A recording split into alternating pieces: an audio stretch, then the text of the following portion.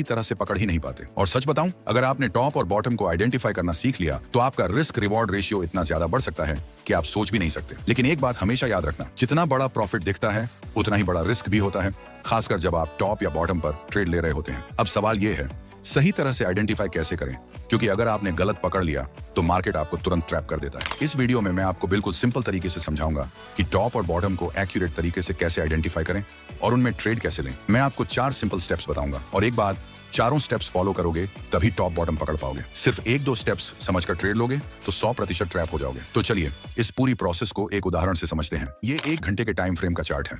यहाँ पर price lower लो और लोअर हाई के स्ट्रक्चर में नीचे आ रहा है। अब देखिए, जब भी मार्केट रिवर्स होता है वो कभी भी डायरेक्ट रिवर्स नहीं होता। हमेशा पहले कुछ सिग्नल देता है कि अब यहाँ से प्राइस रिवर्स हो सकती है और उन सिग्नल को आइडेंटिफाई करके ही आप रिवर्सल को पहचान सकते हैं। अगर डाउन ट्रेंड चल रहा है तो सबसे पहले आपको ये देखना है कि जिस जगह पर प्राइस है क्या वहां प्राइस नीचे से बड़ी बड़ी विक्स बनाकर ऊपर जा रहा है। जैसे यहाँ देखिए, इस कैंडल में इतनी बड़ी विक बनकर ऊपर क्लोज हुई और यहाँ भी कई जगहों पर आपको बड़ी विक्स क्लियरली दिख रही होंगी। इसका मतलब क्या हुआ?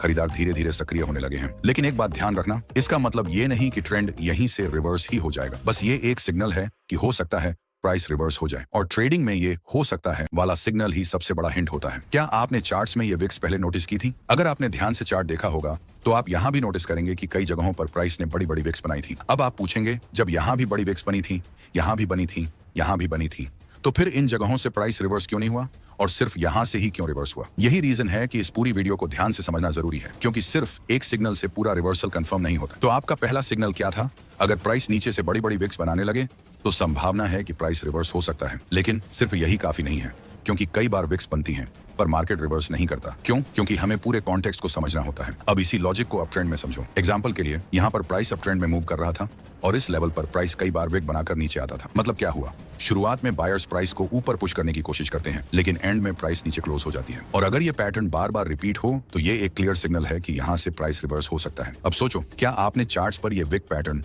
पहले कभी ध्यान से देखा था? दूसरा सिग्नल वो है जो लगभग हर ट्रेडर जानता है। अगर किसी डाउन ट्रेंड के दौरान प्राइस कोई रिवर्सल पैटर्न दिखाए तो वहां चांसेस बढ़ जाते हैं कि प्राइस बॉटम बनाकर रिवर्स हो जाए। एग्जांपल देखिए, यहाँ पर डाउन ट्रेंड चल रहा था और नीचे हमें एक डबल बॉटम की फॉर्मेशन मिली, जिसके बाद प्राइस रिवर्स हो गया। इसी तरह यहाँ पर प्राइस अप ट्रेंड में मूव कर रहा था और ऊपर हमें ट्रिपल टॉप की फॉर्मेशन मिली, जिसके बाद मार्केट ने साफ रिवर्सल दिया। अब आता है तीसरा सिग्नल, बिगर टाइम फ्रेम पर कोई इंपॉर्टेंट सपोर्ट या रेजिस्टेंस। अगर प्राइस किसी बड़े लेवल के पास पहुंच जाए तो वहां से भी रिवर्सल आने के काफी चांसेस होते हैं। एग्जाम्पल के लिए, 1 आवर के टाइम फ्रेम में प्राइस अप ट्रेंड में मूव कर रहा है, लेकिन जब हम 4 घंटे के टाइम फ्रेम में चेक करते हैं तो उसी जोन के पास एक इंपॉर्टेंट रेजिस्टेंस नजर आता है। अब वापस 1 घंटे की चार्ट पर चलते हैं। ये वही रेजिस्टेंस है जो हमने 4 घंटे के टाइम फ्रेम पर ड्रॉ किया था। अब सोचिए, अगर बिगर टाइम फ्रेम का लेवल इतना पावरफुल है तो छोटी टाइम फ्रेम पर उसका असर ना दिखे? क्या ये पॉसिबल है? यहाँ पर नेक्स्ट प्राइस थोड़ा ऊपर जाता है और इस रेजिस्टेंस को ब्रेक कर देता है। अब यहाँ ध्यान देने वाली बात शुरू होती है। 4 आवर का ये इंपॉर्टेंट रेजिस्टेंस ब्रेक हुआ तो कुछ लोग तुरंत बाय में एंट्री कर देंगे, लेकिन असली गलती यही होती है।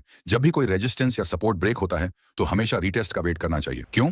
क्योंकि बिना रीटेस्ट के आउटब्रेक ज्यादातर फेक निकलते हैं। नेक्स्ट कैंडल में प्राइस इसी रेजिस्टेंस से नीचे गिर जाता है, यानी जो आउटब्रेक मिला था वो फेक था। अब इसका मतलब ये नहीं कि हर बड़ा सपोर्ट या हर बड़ा रेजिस्टेंस हमेशा मार्केट को रिवर्स कर देगा, लेकिन हाँ, बड़े टाइम फ्रेम के लेवल को मार्केट जरूर रिस्पेक्ट करता है और ये अपने आप में एक स्ट्रॉन्ग सिग्नल होता है। चलिए एक उदाहरण से समझते हैं। ये 4 घंटे का चार्ट है और यहाँ पर प्राइस एकदम डाउन ट्रेंड में मूव कर रहा है। अब इसी समय अगर हम एक दिन टाइम फ्रेम में चेक करते हैं तो जहां पर अभी प्राइस खड़ा है वहां एक इंपॉर्टेंट स्विंग भी है और एक इंपॉर्टेंट सपोर्ट भी।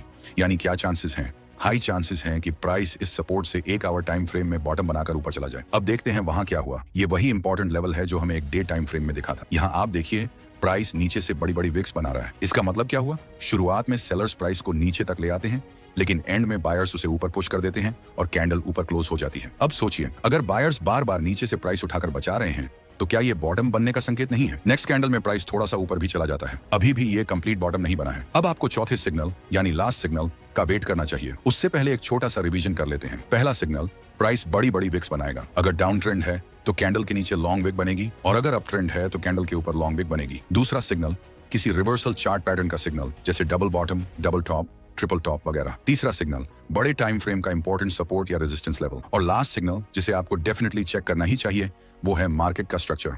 यहाँ देखिए, प्राइस अभी लोअर लो और लोअर हाई के स्ट्रक्चर में नीचे आ रहा है, मतलब साफ डाउन ट्रेंड। हमारे लिए ये रीसेंट स्विंग बहुत इंपॉर्टेंट है। अगर ये रीसेंट स्विंग ऊपर की तरफ ब्रेक होता है तभी हम बोल सकते हैं कि मार्केट का स्ट्रक्चर बुलिश हुआ है। अब एक चीज समझो, हमें विक्स मिल जाए, चार्ट पैटर्न मिल जाए या बड़ा टाइम फ्रेम का सपोर्ट मिल जाए। इन तीनों सिग्नल्स की इंपॉर्टेंस तभी मानी जाएगी जब मार्केट का स्ट्रक्चर चेंज होगा। सोचकर देखो, अगर स्ट्रक्चर ही बेरिश है तो सिर्फ एक विक देखकर रिवर्सल पकड़ना क्या सेफ है?